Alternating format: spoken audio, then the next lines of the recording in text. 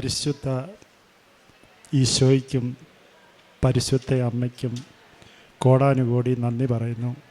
ഈ പുണ്യഭൂമിയിൽ അമ്മയുടെ ഈ സവിധത്തിൽ നിന്നുകൊണ്ട് ഒരു സാക്ഷ്യം പറയുവാൻ അമ്മ ഞങ്ങൾക്ക് അനുഗ്രഹം തന്നു.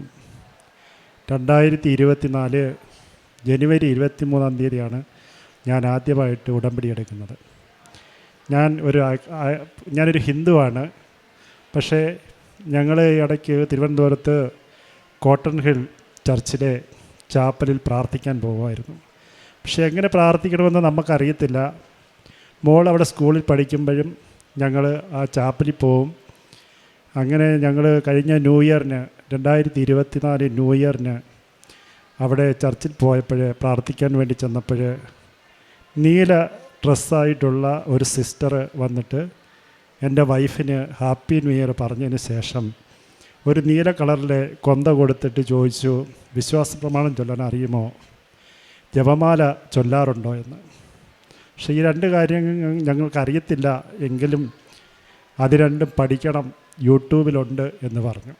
അങ്ങനെ ഞങ്ങൾ പ്രാർത്ഥിച്ചിട്ട് അവിടുന്ന് പോന്നതിന് ശേഷം ഒരാഴ്ച കഴിഞ്ഞ് വീണ്ടും ഞങ്ങൾ അതേ ചാപ്പലിൽ പ്രാർത്ഥിക്കാൻ ചെല്ലുമ്പോൾ ഞങ്ങൾക്ക് ജീവിതത്തിൽ ആദ്യമായിട്ട് കൃപാസനത്തിൽ ഒരു പത്രം കിട്ടുകയാണ്. ഞാൻ കുവൈറ്റിൽ ജോലി ചെയ്തുകൊണ്ടിരുന്ന ഒരാളാണ്. കൊറോണ സമയത്ത് ഇവിടെ എത്തിയതിന് ശേഷം എനിക്ക് തിരിച്ച് പോകാൻ കഴിഞ്ഞില്ല. അങ്ങനെ ജീവിതത്തിൽ ഒരുപാട് ദുഃഖങ്ങളും ദുരിതങ്ങളും ബുദ്ധിമുട്ടുകളും അനുഭവിച്ചുകൊണ്ടിരിക്കുന്ന ഒരു സമയമായിരുന്നു. അതിൻ്റെ കൂടെ തന്നെ ഞാനൊരു വീട് വാങ്ങി, അത് കേസിൽപ്പെട്ടു. അതൊരു ചതിയായിരുന്നു, കേസായി. എനിക്ക് ആ വീട് വിൽക്കാൻ കഴിയുന്നില്ല, കടങ്ങളായി, ഒന്നും ചെയ്യാൻ കഴിയാത്തൊരവസ്ഥയിലാണ് ഞാൻ ഈ കൃപാസനത്തിൽ വന്നിട്ട് ഉടമ്പടി എടുക്കുന്നത്. ആ ഉടമ്പടി എടുത്തതിന് ശേഷം ഏതാണ്ട് 10 ദിവസത്തിനുള്ളിൽ ഈ വിശിഷ്ടമായ ഉപ്പും ഇവിടുത്തെ തൈലവും ഉപയോഗിച്ച് വിശ്വാസ പ്രമാണം ചൊല്ലി പ്രാർത്ഥിച്ചതിൻ്റെ ഫലമായിട്ട് എനിക്ക് ആ വീട് 10 ദിവസത്തിനുള്ളിൽ എഗ്രിമെൻ്റ് ആക്കുവാനും ഏതാണ്ട് 2 മാസത്തിനുള്ളിൽ വിറ്റ് പോകുവാനും കഴിഞ്ഞു. അമ്മയും തിരുകുമാരനും ഞങ്ങളുടെ ജീവിതത്തിൽ ചെയ്ത വലിയ ഒരു അനുഗ്രഹമാണ്. ഞങ്ങൾ അതിന് കോടാനുകോടി നന്ദി പറയുകയാണ്. അതുപോലെ തന്നെ എൻ്റെ മോള് ബിടെക് കഴിഞ്ഞിട്ട് ക്ലാസ്സിന് പോയിക്കൊണ്ടിരിക്കുകയായിരുന്നു. ടെസ്റ്റുകൾ ഒരുപാട് എഴുതിയിട്ടും അവൾക്കൊരു ജോലി കിട്ടുന്നുണ്ടായിരുന്നില്ല.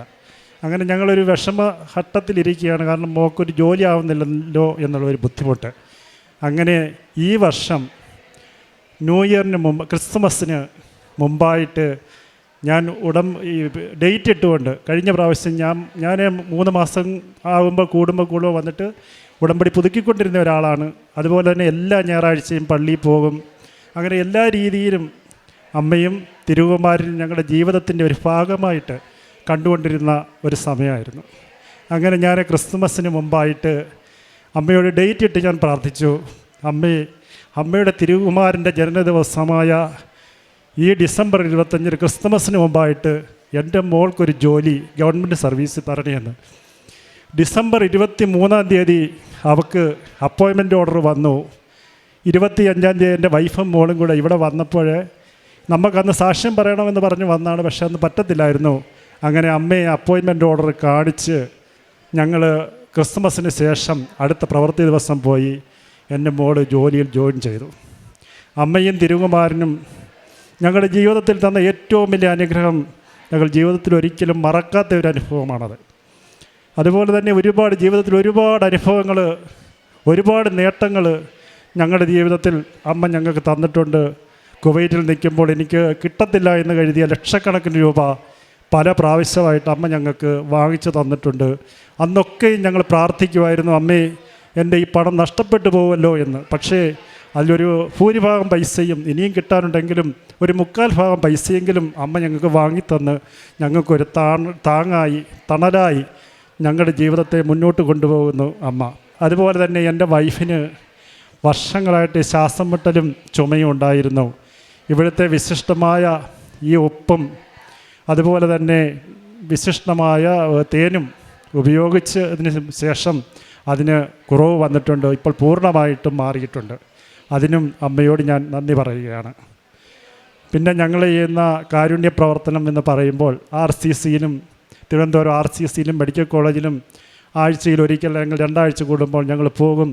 അവർക്ക് ഊണ് റെഡിയാക്കി കൊടുക്കും. വീട്ടിൽ നിന്ന് ഇവിടുന്ന് കിട്ടുന്ന ഈ കൃപാസനം പത്രം, എൻ്റെ മോള് ആ പത്രത്തിലെല്ലാം വചനം എഴുതിയിട്ട് ഞങ്ങൾ പ്രാർത്ഥിച്ചിട്ട് ഞാനും മോളും എൻ്റെ വൈഫും കൂടെ ആ റോഡിൽ പോയി നിന്ന് ഓരോരുത്തർക്കും ഈ കൃപാസനത്തെക്കുറിച്ചും ഞങ്ങൾക്ക് കിട്ടിയ അനുഗ്രഹത്തെക്കുറിച്ചും പറഞ്ഞ് ഞങ്ങൾ കൊടുക്കാറുണ്ട്. അതുപോലെ ഞങ്ങൾ പള്ളിയിൽ പോകുമ്പോൾ വെട്ടുകാട് പള്ളി, അതുപോലെ പള്ളിയിൽ പോകുമ്പോൾ അവിടെയൊക്കെ ഇവിടുന്ന് കൊണ്ടുപോയ കൃപാസനം പത്രം അലക്ഷ്യമായിട്ടിട്ടിരിക്കുമ്പോൾ ആ പത്രവും ഞങ്ങൾ എടുത്തുകൊണ്ടുപോയി ഈ മെഡിക്കൽ കോളേജിലും RCCയുടെ പരിസരത്തും വിതരണം ചെയ്യും. അതുപോലെ തന്നെ ഞങ്ങളുടെ വീടിൻ്റെ കുറച്ച് മാറിയിട്ട് മെൻ്റൽ ഹോസ്പിറ്റലിൽ നിന്ന് ഡിസ്ചാർജ് ചെയ്ത് ഉള്ള രോഗികൾ താമസിക്കുന്ന ഒരു സ്ഥലമുണ്ട്. അവരെ ജീവിതത്തിലേക്ക് കൈപിടിച്ചുയർത്തുന്ന ഒരു മഹാസ്ഥാപനമാണിത്. അവിടെ ഞങ്ങൾ സമയം കിട്ടുമ്പോഴൊക്കെ പോവുകയും അവരുടെ മുടി വെട്ടിക്കൊടുക്കുക, അവരുടെ നഖം വെട്ടിക്കൊടുക്കുക, അതുപോലെ തന്നെ അവർക്ക് ഭക്ഷണം വാങ്ങിക്കൊടുക്കുക, അവർക്ക് ഡ്രസ്സുകൾ വാങ്ങിക്കൊടുക്കുക. ഞാൻ അവരെ ഇവിടുത്തെ വിശിഷ്ടമായ ഉപ്പും ഈ തേനും അതുപോലുള്ള ഈ വിശിഷ്ടമായ സാധനങ്ങൾ ഉപയോഗിച്ചിട്ട് അവരെ പ്രാർത്ഥിക്കാറുണ്ട്. ആ പ്രാർത്ഥിക്കുമ്പോഴും അവരോട് സംസാരിക്കുമ്പോഴും അവരുടെ ഒരു സന്തോഷം, ഒരു സമാധാനം അതെൻ്റെ ജീവിതത്തിലും ഞാൻ അനുഭവിച്ചറിയുന്നു. അങ്ങനെ അമ്മയുടെ കാരുണ്യം കൊണ്ട് ഞങ്ങൾക്ക് തന്ന എല്ലാ അനുഗ്രഹങ്ങൾക്കും തിരുകുമാരനും അമ്മയ്ക്കും കോടാനുകോടി നന്ദി ഞങ്ങൾ പറയുകയാണ്. എന്നാൽ ഞാൻ കർത്താവിങ്കിലേക്ക് കണ്ണുകൾ ഉയർത്തും. എൻ്റെ രക്ഷകനായ ദൈവത്തിന് വേണ്ടി ഞാൻ കാത്തിരിക്കും. എൻ്റെ ദൈവം എൻ്റെ പ്രാർത്ഥന കേൾക്കും. മിക്ക പ്രവാചകൻ്റെ പുസ്തകം 7-ാം അധ്യായം 7-ാം വചനമാണ്. പരിശുദ്ധ അമ്മയോടാണ് നാം നമ്മുടെ മധ്യസ്ഥം യാചിക്കുന്നത്. സമയചുരുക്കത്തിൻ്റെ അമ്മയാണ് നമ്മുടെ എല്ലാ കാര്യങ്ങളും ഈശോയുടെ അടുത്തേക്ക് കൊണ്ടുപോകുന്നത്. ആ അമ്മയോടാണ് ഈ മക്കൾ വന്ന് പ്രാർത്ഥിച്ചത്. 2 വർഷം 2 മാസത്തിനകം അമ്മ ചുരുക്കി കൊടുത്ത് അവരുടെ കാര്യമെല്ലാം നടത്തി കൊടുത്തു. പിന്നീടാണ് മകൾക്ക് വേണ്ടി ഒരു വലിയൊരു ജോലിക്ക് വേണ്ടിയിട്ട്, അതും ഗവൺമെൻറ് ജോലിക്ക് വേണ്ടിയിട്ട് ഒരു നിയോഗം സമർപ്പിച്ച് പ്രാർത്ഥിച്ചത്. അതും ഡേറ്റ് ഇട്ട് പ്രാർത്ഥിച്ചു. സമയത്തിൻ്റെ അമ്മയാണ്, സമയത്തിന് മേൽ അധികാരമുള്ള അമ്മയോടാണ് ക്രിസ്മസ്, പരിശുദ്ധ ഈശോയുടെ ജനനത്തിന് മുമ്പ്, അതായത് ബിഫോർ ക്രിസ്മസ്, ഞങ്ങൾക്ക് ഈ മകൾക്കൊരു ജോലി നൽകി അനുഗ്രഹിക്കണമേ എന്ന് ഇവർ ഡേറ്റ് ഇട്ട് പ്രാർത്ഥിച്ചു. വീണ്ടും സമയത്തിൻ്റെ അമ്മയാണ്.